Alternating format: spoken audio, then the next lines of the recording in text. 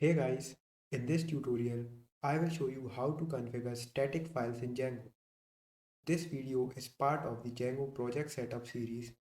In the last video, I showed how to configure templates. Let's continue from where we left. Let's change the color of this heading to red. Create a folder static inside base directory. Inside static, create a folder CSS. Inside CSS, create a file styles.css. Select H1 and change color to red. Save it.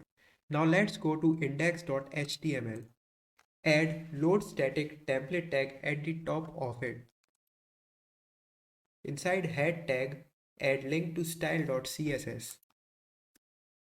This template tag will dynamically generate path to css/style.css, which is inside static directory.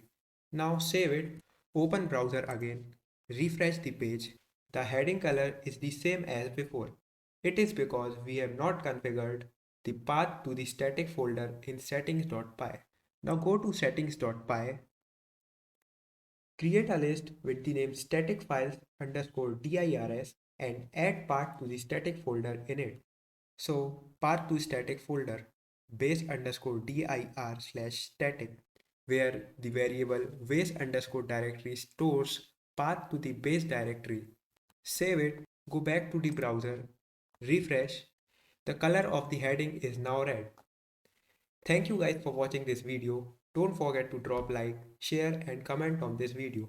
Also, subscribe to our channel for more such content. Thank you.